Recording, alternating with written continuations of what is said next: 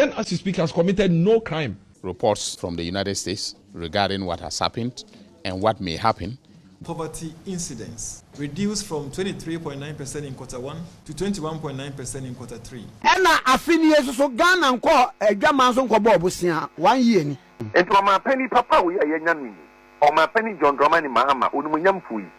Enti yepase stress yensama ifo nyina kwaba ebiem emma dwumadi so mraso asanso thanasia ensama ekoso e o man Ghana mu yede ni nyina egufom ede ama ahefo still MPP amanyoko no omuguzwa e defend Ken ofori Atta but then after say attorney general e drop information e din komo no enkomo bebre e refreche e ba kwekwan e bewram na e din komo eno achi Rev Owusu Bempah to just say adwuma His Excellency John Mahana Eboi ekeka wono nko a enkadwamama ensan enkobiem ensan be to dwa no enkomo bebresu na ekoso ewo oman Ghana mu yebero ho na afi no ye di ho nkomo baransa na no yenko na enko this video obepiem ewo oman Ghana mu a after say His Excellency John Mahana enena ban eteki over no ohia no eso tinka kankaka e o my Ghana baran ensem bia todwa ego chemra ne yakoba abusan sem de chepa. Multidimensional poverty is declining. We see this from the data. The multi-dimensional poverty incidence reduced from 23.9% in quarter 1 to 21.9% in quarter 3. We've also seen that over 360,000 people actually exited poverty between quarter 2 and quarter 3 of 2025. And if you look at it, if you're looking at it from an annual perspective, we've seen that about 950,000 persons exited poverty between 2024 quarter 3 and 2025 quarter 3. Okay, Commander. Yeah, Director. Answer, we are Nijisem. Okay. His Excellency John Mahana. Okay. And kakaka. Yeah. Hope na okasa obabe restore no. Yeah. Ese enema tanakwem. No correct. Jomama restore hope no. Okay. But then can ofori ata won samwa. Okay. But ansana no iye ni nsemu nkomai. Well, Director, a very good news. Na mama na was in the first place now. Yen shall see na eni hu nkomo kakra. Director, the ma asem na de nyina ne say poverty rate onya eswati ewo o my Ghana abedru 21.9% from around 24% no about 21.9%. Now a very good pa as I say ohia de obi ampe na the better my mo aban na baso ye bo aban na baso no enchiremu wo me wo se ye chiremu de ntia aban na ya de because said the Ghana for sun na ekomede Ghana for na ahokyere wo ye so no say ahokyere no so tia a very good news answer Jomama mamu. Yeah, this time or difference pow no crepa na the writer say ohwe numbers na enipa over 950,000 ena enei free ohiabubrom advance akọ omanim e wa brabom enkan no na omuntimi ntoni dabi barana ai ade ensam yan kala sa ankofo at the end of the day mo woma nya duane ani asem ni nyina no enti se nipa akakitua bi na omadru 1 million within 1 year the writer na ye wo nipa about 8 million Ghanaians omwo ohia bubroma sebi ohia na ekun koto eto anwa prada da so no say hia bi na omutim enei almost 1 million efrim nti aka wo mo maka na Ghana Statistical Services ohia na adokura manfo mo ka no emu bi enie obi ohwo aba bi ote no ensu a wo no mpo ebi ni ho enti obesansu a wote seso ensuo bi etafo mba bi a galamsefo edom ho akogim no enu bi na krom hofo sanom the writer eka ohia no ho education eni ho enti okwa se be ya nipa no benyi access akọ school kran edene enti okọ school kakra ne ntoaso no ontimi ntoaso the writer aside that electricity another poverty enti onya access to electricity onya access to good water onya access to good health enti enam side no so ma enkwadawo ebanti ukọ nkro bebra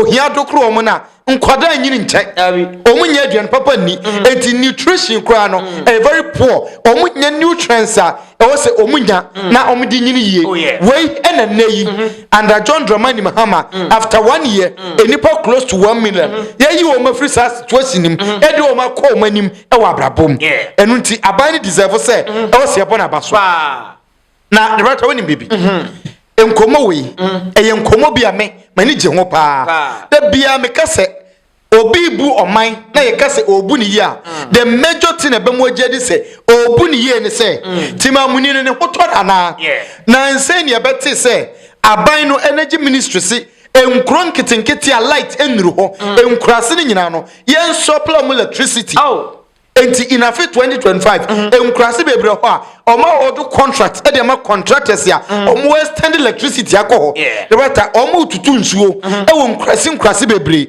enti with all these factors no any said economically eniema bo oba form na ye building more infrastructure no ye yi wo ma frisa ohia we mu e di wo ma next level a afai de ensuo ho nya ne den Sebi enkane ahonya ne den obetima atwaduane kakra di because aduane boayefo rota se owoma ne nsabe so wo so kakra rather than the previous years no nti yeka amamuo papa wani amamuo papa na se dwomama amamuo ehiafo dane esikafo asem ne nyina no no rota obia ni ho a obetima ka se aban bi beba within 1 year ye nyina bada ni billionaires enye sa encheye ena wo mo ton de odwom no okay maame bi de betu dwa se na no bi makwanka o ba be fa o be 1000 Ghana no okay this time I'm from 200 cities 300 cities okay enti emana wo mutiti fie kwa na o mu ni adwuma bi aye no onya 200 cities a otimbe fa makoni bi ekokoton nya sika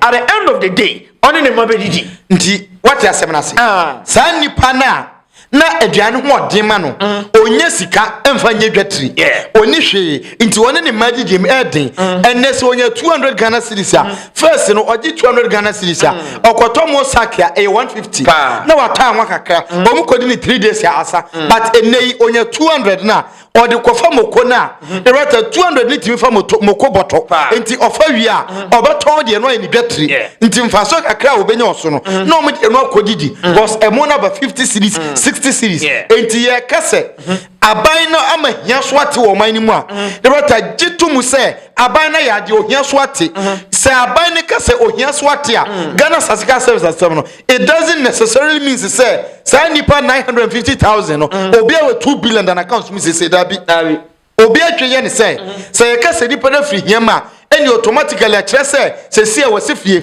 watoka akuffo time ye wo mo no mo ntimi ntoni obi o di once a day no de akwakoda but your mama time no okay I yesi afre bibi arenkill abotuma se ko di free ne your mama time o free ne ko right wonim ni nyina as a result of eniema prices na two purchases and eniema board ya ka arenkill kura no that time emu bad ko ya kodu 8 million no okay 10 million nka arenkill inkometwa ya duane atete say no obenwa dodo sen ene obenwa the right enti say ye ka we should all agree say eniema mo ye mrekakra ye nka say eniema 100% ye nka say 99 enye 98 so but the point is changes yaba ensesa aba enti ye ka say poverty rate no akofo ma woni ye nya adwen Ghana Sasika Service afibia so a omo provide update on all sectors any mekoso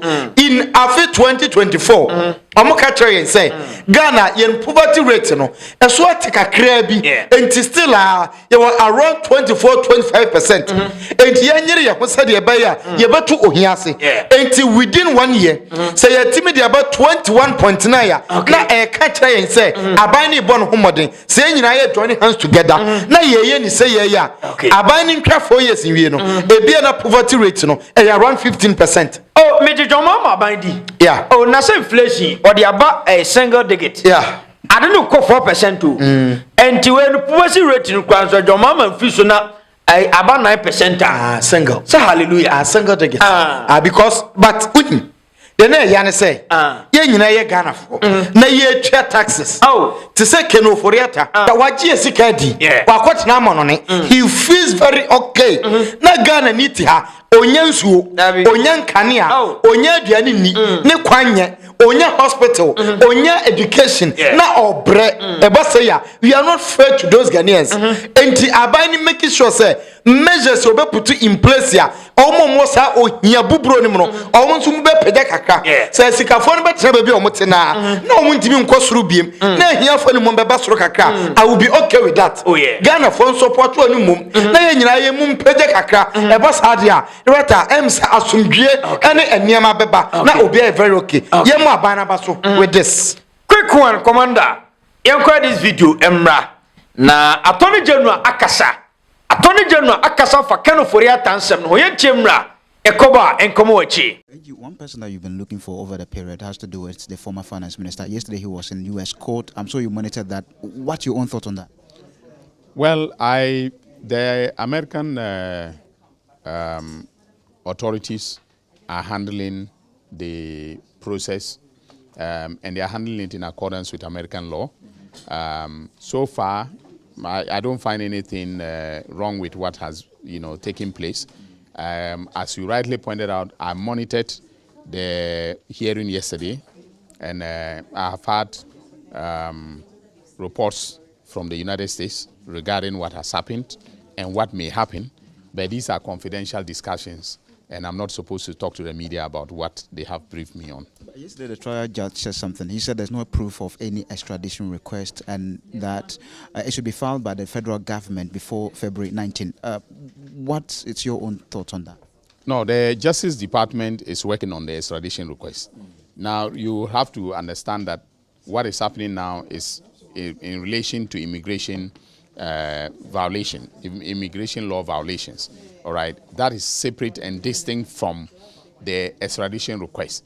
And so, if it was put in before the the immigration judge that there's an extradition request, he wants a formal, filing before him. So the Justice Department would have to do that before a decision is taken. When will that happen, based on your contacts? No, I don't control what happens with the Justice Department in the U.S. So, but are you hopeful that this will go through for Ken to come back to Ghana? I am very hopeful, extremely hopeful. Ken ofori Atta, of course. But then Attorney General se kwan bi aso. Okay. Ken ofori Atta beba. Agreed. Na enye nsem bia no betimi aka. Okay. This time no ba bia issue that do no. I critical. The Attorney General to drop information in our quick one. You want to tell now for no next story so. Well, the Roger, I am very fortunate, sir. Attorney General ne kachire say ensem bi ho a ontumi nka e confidential. I agree with him. Minim say OSP say Osia Attorney General Starley concerning Ken ofori Atta and oye niam secret underground and osusu dede na ba na obi aka Ken ofori Atta wa ha. Ken ofori Atta issue na say dede dodo. Mo ana wonye so say Ken ofori Atta wusu wa wieska enti no no so ye fast edwane ye. Director enti odwane no eni odwane ye no ne maye mu no na nka OSP no betumi ayaden in a silent way. Commander no but say edem kura na obi a obokro no de onisu oba mo ke duma bedi no. Director eni se mu ye de do wanye de do Ken ofori Atta beba. Director obeba de no ma because sewasha the other Mirafi NDC woman ya na wo masloka ya jeli na on person obeba yi. Director deda ma ho but omache no ewo US a ye hwe no se enche won be deport na ba aban in 2024 e share extradition process na say ye na extradite no na mfanemra Attorney General we nso ba ye no ono nso be twere to aso say ye mfanemra finally ya kire ede ne beba eno obi ye hu dede obi anya hu dede Ken ofori Atta de enye de bia na ntete mu ni hia Attorney General update ana ode ma ye no ye okay with that say na me pese ye pese de papa ne ba wa ye boni say it is okay enya fe na ye declare wanted ena me man bo so me ba ko se wa ma the matter ensem bi ho a you will say it but ebasa na dipa no so o man adwen foforo I agree with Attorney General baby ade na duru no oni control say ono be kire de o se enko so US for no will control over this issue but omo ye ho atwama wi a minim assurance omo de ama minister no Attorney General no but ne nkasa ye kire say assurance bi akoso enkomo bi akoso behind the scene e kire say ye be ye fair to mu Ghanaians na de e wo say ye mamu bia no ya ya mo na de Ken ofori Atta ba because Ken ofori Atta di boni a US for ntimi nyini nsie say chenchina we di bone but they are protecting him because our japade e US me te say amanfo di san komo so kenofreta ye japade o US enti nya de say obi e we invest wo US aban betam na ma ye say ye mfa ne mra Ghana na ye mfa ne metum but the point is enipa no oye kromfo na we di bone a no matter japade kra wo e was say oba na oba ba serve jail term say odifa Commander, yentumrika na yentie ensema Miracles Abuaje e de atudwa. Okay. Na ehon na hit ni won to de yentie ensema de atudwa mra. Ai abusua weni nkoma MBB phone video. Uri yentie mra. They are mere allegations. Our current finance minister was in court for almost 2 years. Yeah. Okay? For his role at the same finance ministry. He wasn't jailed, was he? So the fact that Kenoforiata has been accused of something doesn't mean he's guilty of anything. He is not guilty. Ken, as you speak, has committed no crime. You know that for a fact. But is that not what our law says? Until then, okay. At the moment, until proven guilty. Yes, that's what our law says. That's fine. Because otherwise, tomorrow I can accuse you of anything at all. That's fine. I can accuse you of anything. So does it mean that I accuse you and you are guilty? The point is that we've had several people. There are people in this government, even including those in parliament, who were accused and were in court for years and walked free. You understand what I'm saying? So there is nothing, I don't think there's anything about Ken committing a crime or Ken not wanting to come to Ghana because he's committed any crime. Those who are accused, those who SML, those who actually signed the contract, they are home. But the man is looking at the treatment. See how Wontumi was walking and almost near getting a stroke when he came out of a Yoko. I am sick. I have a post-COVID, sickness. Unfortunately, even his cancer situation have all been put out and all of that. He's probably thinking about his life first. Okay, Commander. Yeah, the writer. Miracles Abuaje. Okay. Oza Kenoforiata ni boni bia. The writer winning. Na atofo sempa no masa. Ya de ni gina court. Okay. Nanso ai ya no ho asemboni bia. Okay. Na Kenoforiata ni atofo se na yepe. The writer. Atofo si di nko. Na Kenoforiata di nko. Atofo si nim se onye bone no. Ensam ne ba empo wanya hu dede o. He was still in Ghana. Wan ha ne ho se obetwe manson. Momfa asam ne court. I will come and defend myself. And we go defend here. Enti atofo si nim se na onni boni bia no. Otna o my Ghana. Yeah. Edi kota kwani aba. Of course. But Kenoforiata nim boni a wadi nti. Oso wo ma the writer winning. Kenoforiata onimboni awaye but the ama samani ya me say Miracles Abuaje ni MPP for omo na ade achi ade sa omo fa phone efre Kenoforiata man message say emma Ghana ha papa ensi ha the writer ya omo sir I am telling you say do you have the writer me say obiapa on challenge say NPP for in can take Kenoforiata say emma ne Ghana biem onka ho sir they keep saying it omoka the writer they all can it is even evidence or say papa ne yare enti o hwe ne ho yade na until say ye be prove e court na court aka say papa ne ye kromfo no obi antimi nka so ye kromfo obi antimi ha no asa no kwa de yenkan yo yenkan ze Kenoforiata ye kromfo mo ye say ai was serve o man no be mfa say getting to 7 years enti bra na be bu kunta ne be bu ayente ase okay when ye de boni bay the writer enti e ho ne wo so hu say they believed say nipa na pokro no but yen shield no because say ne ho ka e betwe nkrofo bebraba Kenoforiata de no the writer un say ya tena kurase da no ye wade be fe no atoto kejadua no na eso say efuru edua kese na eso so na ukobudua na te a e ba etwe nhoma ne nua bebreba fom enti enei Kenoforiata sika no I suspect say enkrofo bebre nso dibi enti they believe say enei say Kenoforiata ba na ye kina e be ka MPP mpanufo bebre one hwa 2028 omunye nipa omunye campaign na wa hwa ba omi atu betwi advert na asem we sabi enye obi na beka obi mo obi din de but utiete o munsem ya it can memfa ne say ebetima hiti akwakọ hiti sampanifo no enti attorney general ka asem bi or say there is a scandal bia enche obeboso recently enche no ka asem no na top politician be in the opposition party and they involved in that scandal obodia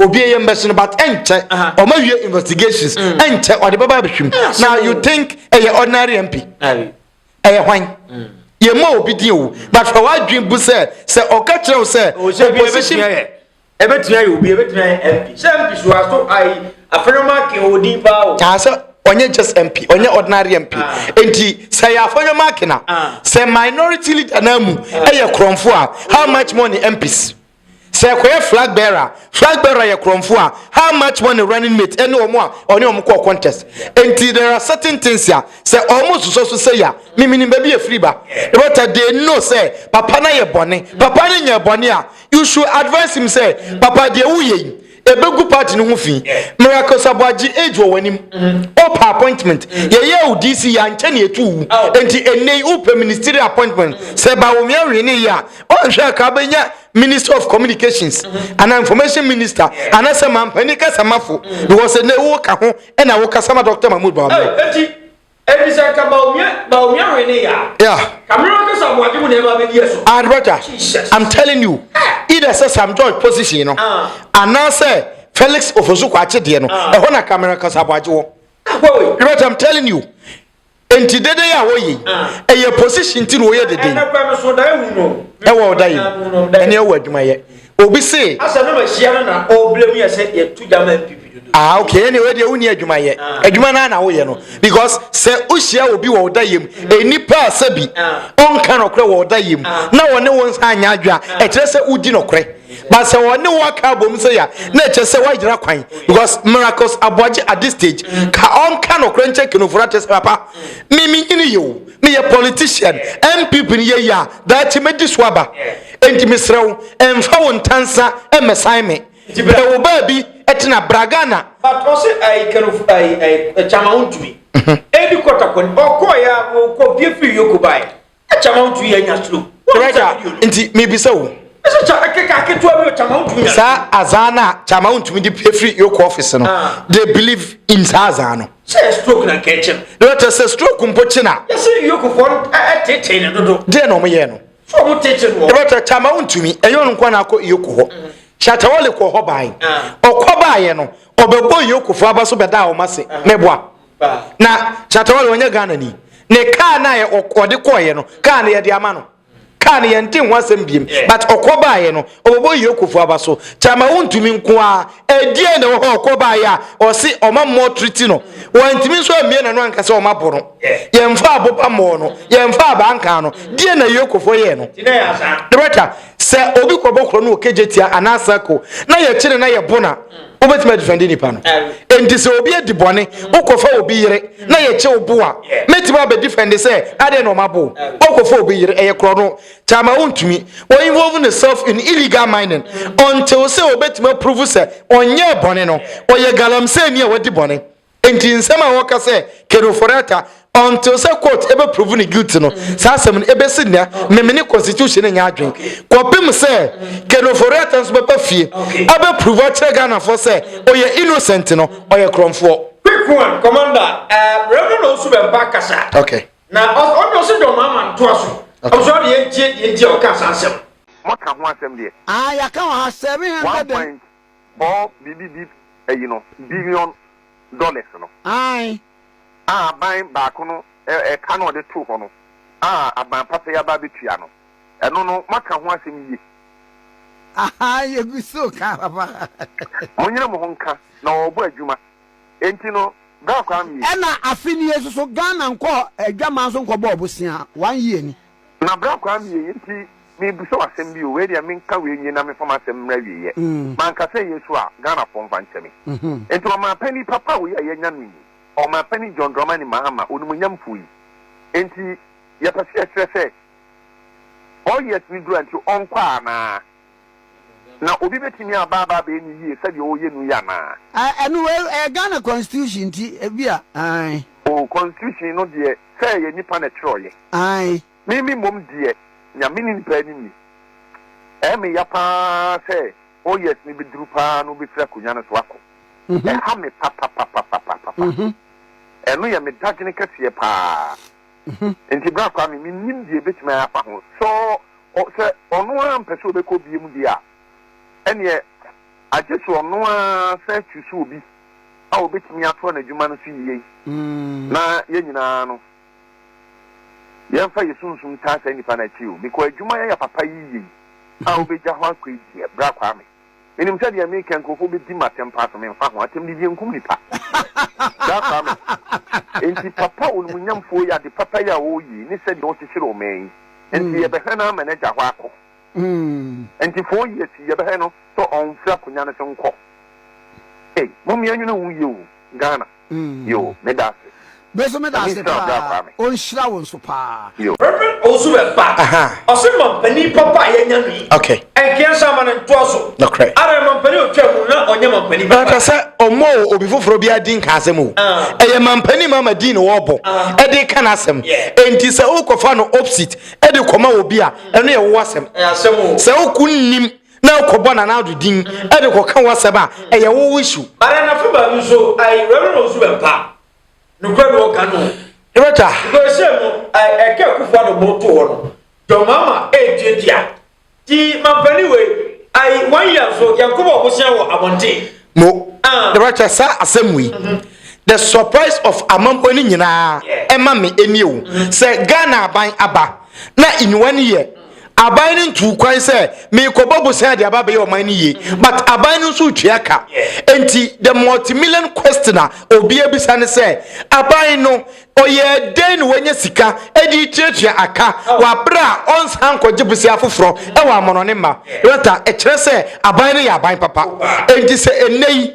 Obi oye influencer every right to say or cannot correct ya the right way there be a make say your problem kese asofo imam for akomfo ene nananama himfo some penfo nine way omi a very influential omo control a lot of people in the country say you say aban way papa na omo nyina betima cannot correct Ghana for say ye krom fo ne mo ye na ye timo so aban we aban papa ye nyina ye support no ye mfa ye honyim ye maintain nia director obi beka so ohini we ye politics ene de ahemfo ne nyina akogina aban ba akwachi but no kro ne say oman be ye ama ahemfo no ho ato mo oye ohene na ye besi school wo krom esi hospital eye wo krom kwan a benefit wo se oye sofo na won sore ma yie omho to wo mo omodabre mu ya ye nyi wa sore ba nkoto hospital e ma sore ba mefre sofo say sofo ya jime ba to hospital enti boa misika na minko yi no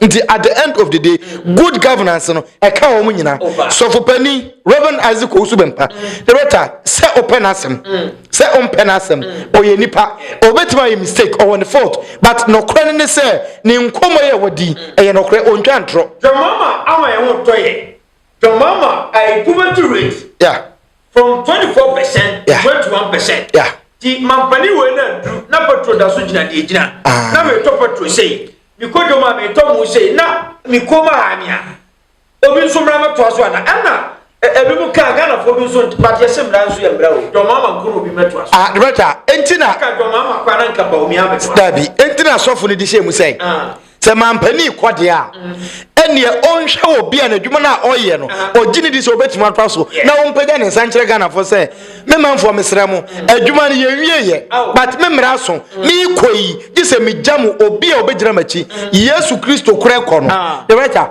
oyi Peter Drisi na nan osasma honhon kronkron e ma ne be hye suafo ne ma enti enei ogidie se mampani e biggest fear so obeja e hwako but okwa oma ye ne replacement enti se domama ekwa Dr. Mahmoud Bawumia na take over abehwe so director na na do say enipa on believe in my legacy ontimi mintimi mfama chinya no Dr. Mahmoud Bawumia doesn't believe in President Mahama legacy and then President Mahama legacy no and na Ghana for so omope and once he doesn't believe in the legacy no obedaba oye incompetent yeah the economy ashene sa wanti Dr. Mahmoud Bawumia na the economy ashene sa wotimi director unim assembly mamen kansa na masore Star Oil for omoton petrol director omo say petrol ne bo no mo metima atiso asa akofom a chen de ho no na mum omo moton oil no omo wokuo na omo hye mra enu nti with immediate effect omo yi omo ho afiri kuo nim se omo nka kuo no ho biem omo pese omo ti petrol no so mane sa akofom biem na Ghana fo ho to omo go adwuma no because adwuma no emfaso ewo mu no edoso pa njoso omo ti so na Ghana fo nya mfaso Dr. Mahmoud Bawumia manage economy no o ti se ayi oil company bi be ka asem we bi because adwuma na wo ye no obeboka se uwie na ofuo no esa na wo kofa bia ba wo be kwesi ya $2 mo dollar kosoro wo kofa ba wo be boka asemo se ofuo no mu wie na mo ye transactions the right transactions na mo ye eson enei se wo ye campaign na wo kogi loan the right memfa say interest rate no aban na meswate Bank of Ghana any economic management team no o ma wo ke meswate enti companies no o mo betima acquire loan na o ma tua wa bra interest no form o se ba me replace president mama enye ye quick one yam fancy ye ko e be so ba bi abusha yakra mu nyina